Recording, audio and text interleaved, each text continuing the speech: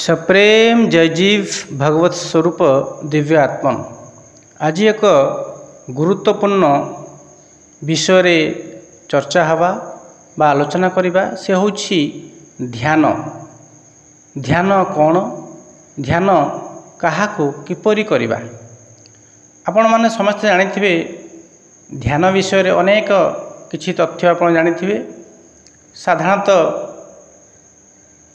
ध्यान कहले लोक मैंने बुझती कृष्ण को ध्यान करवा, राम को ध्यान करवा, कौन सी मूर्ति को ध्यान करवा, फटचित्र को ध्यान करवा, आखि बंद करिकी चिंतन मन करवा। तेणु ध्यान रो मुख्य उद्देश्य होछि एकाग्रता। कारण बिना ध्यान रे कौनसी कार्य सठिक भाव रे शुद्ध भाव रे ही परिबा नाही। छोटरू छोट बड़रू बड़ जेकोसी कार्य करिया हेले ध्यानर एकांत आवश्यकता अछि। जड़े वैज्ञानिक ध्यान करुछंती तांकर उद्भावन को नहीं, जड़े शिक्षक पाठ पढ़ा ध्यान करुछि, जड़े स्टूडेंट सी भी ध्यान करुछि। एकाग्रता तार आवश्यकता अच्छी पाठ पढ़ारे। तेणु ध्यानर मौलिक आवश्यकता अच्छी। आपण माने समस्ते अंग लिभेइथिबे। तेबे ए ध्यान प्रकृत रे कौन, ध्यान डेफिनेशन कौन? ध्यान धई चिंतायाम धातुरु सृष्टि होइछि, जार अर्थ होछि चिंता करिबा। तेणु ध्यानर संज्ञा होछि कोनोसी विषय वस्तु को एकाग्र चित्त होई मनन चिंतन करिबा।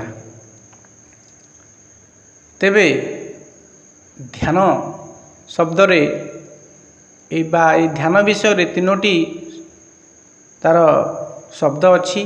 गोटे होछि ध्यान, ध्याता, ध्येय बा धाता ध्यान ध्येय। योग क्षेत्र रे ए तीनोटी को त्रिपुटी कहा जाए। ध्याता अर्थ जे ध्यान करे बा ध्यानर कर्ता, एवं से कर्ता जहाँ करे ताको ध्यान कहा जाए, एवं से कर्ता जहाँ उद्देश्य करे तार लक्ष्य जहाँ ताको ध्येय कहा जाए। तेणु आपण माने एथरु जानि परिबे जे कि तीनोटी तत्वर सम्मिश्रण रे ए ध्यान कार्यटी समापन होता है।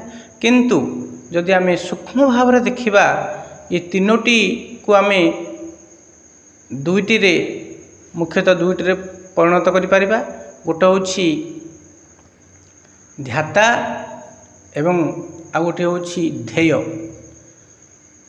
ध्याता जहाँ करे ताको ध्यान कहा जाए। तेणु ध्याता बा कर्ता एवं तार क्रिया गोटिए, ध्येय वस्तु भिन्न। तेणु मुख्यतः ध्यान रे तीनोटी दिग को आमे दुईटी दिगरे भांगी परिबा। गोटे होछि ध्याता एवं ध्येय वस्तु। तेणु ध्यान और दुईटी दिग अछि। गोटा अंतर्मुखी ध्यान एवं आ गोटा बहिर्मुखी ध्यान। अंतर्मुखी ध्यान होछि अंतरर बा निज शरीर भीतर कौनसी तत्व को, कौनसी क्रियाकलाप को मनन चिंतन करवा, लक्ष्य रखा एवं से तारी उपरे एकाग्रचित होगा। एवं अन्यटी होछि बाह्य कौनसी विषय को देखिबा, ता उपरे एकाग्र करवा बा आखि बंद करिकी से विषय को मनन चिंतन करवा।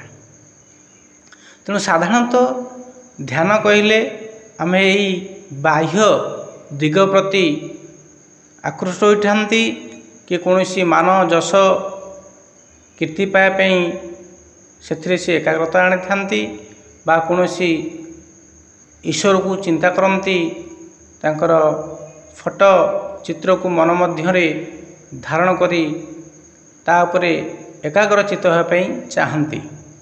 ये तो गला बाह्य दिग प्रति। किंतु यही बाह्य दिग प्रति जो माने ध्यानस्थ होती, ध्यान करती, से मानकर बाह्य विषयवस्तु प्रति तांकर आग्रह बढ़े बा से सफलता लाभ करती। किंतु आध्यात्मिक जगत रे जो ध्यान शब्द आसी से ध्यान केवल अंतर्मुखी ध्यान को मुख्यतः बुझाए। यही ध्यान कार्य बा ये अंतर्मुखी ध्यान कार्य जो तीनोटी तत्व ध्यान आसे ध्याता ध्यान ध्येय यह त्रिपुट कहती। यही त्रिपुट गोटे होता है, तीनोटी दिग हो न था गोटे होता है। आपण मान जानी सारी जे कि ध्यान यही तीनोटी दिग को आम दुई भाग मुख्यतः दुई भाग विभक्त करते। गोटे हूँ ध्याता एवं अन्यटे हूँ ध्येय। किंतु आध्यात्मिक जगत रे यह त्रिपुट गोटे होता है। यह अंतर्मुखी ध्यान होता है जहाँकि आपण को सच्चा शांति आनंद मुक्ति प्रदान करिबारे सहायक होता है। कारण यही ध्यान कार्य ध्याता जे स्वयं निजे आत्मतत्व ध्येय होछि तार कार्य बा से जहाकू लक्ष्य रखिछि से निजे स्वयं निजे एवं जो कार्यटी होछि मनन चिंतन से निजे से करुछि। तेणु ध्याता ध्यान ध्येय त्रिपुट एक होइथांती आध्यात्मिक बा ये आंतरिक ध्यान कार्य साधक बा ध्याता निज स्वरूप को मनन चिंतन करे। यही ध्यान कार्य से अन्य कोनोसी बाह्य विषयवस्तु बा बाह्य ईश्वर को चिंता करे नहीं, निजर से शून्य स्वरूप को चिंता करे मनन चिंतन करे। तेणु यही ध्यान कार्य ध्याता ध्यान ध्येय एक अभिन्न होइथांती। यह ही मुक्तिर रहस्य होता है। यही त्रिपुट एक गोटे होता है जार प्रमाण आपण माने भगवत गीतार जोगेश्वर बा सद्गुरु कृष्ण आपणकर अर्जुन को कहिछंती आत्मस्थम मन कृत्वा न किंचित चिंतयत। आत्मस्थम मन कृत्वा आत्मारे मन को स्थिर करी बा मन को आत्मारे स्थिर करी अन्य किछि भी चिंता करना, यह हूँ ध्यानर मूल मंत्र। किंतु बड़ दुखर कथा ये प्रकृत ध्यानर पद्धति मार्ग कहीं जणु नाहंती। से माने ध्यान कहले कौनसी बाह्य विषयवस्तु को बा बाह्य ईश्वर को ध्यान करिया पई कि कहंती बा ध्यान कहले से ताहा को बुझंती। किंतु वास्तव रे मुक्ति प्रदायक आपण को शांति प्रदायक यही अंतर्मुखी ध्यान अर्थात आपण निजे निजको ध्यान करिवे। से ध्यान मार्ग रे अन्य कोनोसी बाह्य विषयवस्तु किछि भी नथिबो। तेणु भगवत गीता प्रमाण करती, योगशास्त्र प्रमाण करती जो ध्यान रे ध्याता ध्येय बा ध्यान यही त्रिपुट एक अटंती एक अभिन्न अटंती ताही वास्तविक ध्यान पदवाच्य ताही प्रकृत मुक्तिर मुक्ति प्रदायक ताही निजे स्वरूपस्थ हबार एक प्रमुख पद्धति। कारण आपण जदि आखि बंद करिकी कोनोसी बाह्य चिंतन करिवे तो से बाह्य चिंतन प्रति आपणकर आकर्षण बढ़िबो, आसक्ति बढ़िबो, आपण से बाह्य विषय प्रति आकृष्ट होइजिवे, से बाह्य विषय रे स्थित हेबे। किंतु जदि आपण ध्यान प्रकृत मार्ग को जानी अंतर्मुखी हेबे आपण स्वरूपस्थ हेबे। जड़े साधक जेतेबेले निजर सेई ध्याता ध्येय ध्यान को एकत्र करी निज स्वरूपस्थ हुए ध्यान करे, से निज स्वरूपस्थ हुए बा निजर सच्चिद आनंद स्वरूप सहित से परिचित हुए, जहाँकि मुक्ति आनंद शांतिर स्थान अटे।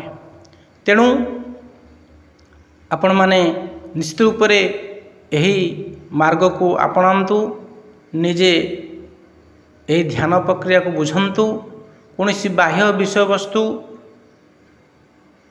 बा इंद्रिय सामग्री को एकत्रित करंतु नहीं तापरे ध्यानस्थ हूँ ना जदि प्रकृति शांति आनंद मुक्ति चाहूँगी तेज निश्चित रूप से ध्यान त्रिपुट को गोटे करंतु एक अभिन्न करंतु आपण स्वयं निजे निज स्वरूप को ध्यान करंतु जहाँकि आपण निश्चित रूप से सफल हेबे शांति पाइबे आनंद पथरे गति करिवे। तेणु समस्त साधक वेद वेदांत एवं भगवत गीता हरे कृष्ण जोगेश्वर कृष्ण सद्गुरु कृष्ण यही कथा कहते जे प्रकृति ध्यानर स्वरूप होछि निजे निज आत्मा स्थित होई अन्य कौनसी कथा चिंता न करिबा, अन्य कौनसी बाह्य विषय को विचार को न आनिबा, बाह्य विषय प्रति सचेतन न होवा ही प्रकृत ध्यान। जड़े साधक जितेबाला प्रकृत ध्यानस्थ थाए से निज स्वरूप स्थित थाए, निजर सच्चिदानंद निजर द्रष्टा स्वरूप से स्थित थाए। तेणु प्रकृत आनंद शांति मुक्तिर स्थान होछि निजर आत्मस्वरूप निजे स्वयं निजे से ब्रह्म तत्व। तेणु ध्यानर यही गभीर तत्व को आपण माने बुझंतु एवं प्रकृत यही ध्यान मार्ग रे गति करी निजे निजको जानिया जो सुगम मार्ग अच्छी जो विधिवत साधन पद्धति अच्छी ताहा सद्गुरुदेव शिवमुनि महाराज अखिल भुवनडे सर्वश्रेमणि मुनि समाज माध्यम से साधन पद्धति विकसित करिसेंती बा यही संस्था माध्यम से प्रचार प्रसार करुछंती। यदि आपण संभव तेबे मुनि समाज सहित जोगाजोग करंतु, यही प्रकृत ध्यानर साधन करंतु, निजे आपण आत्मस्थ हो स्वरूपस्थ हो मुक्ति आनंदर अनुभव करेंगे। आशा करुच्ची आपण को ये वीडियोटी निश्चित रूप से आध्यात्मिक जगत रे अग्रगति करिबारे सहायक हेब। आपण मान समस्तंकर शुभकामना करी बाणी की विश्राम दउछि। सप्रेम जय जीव।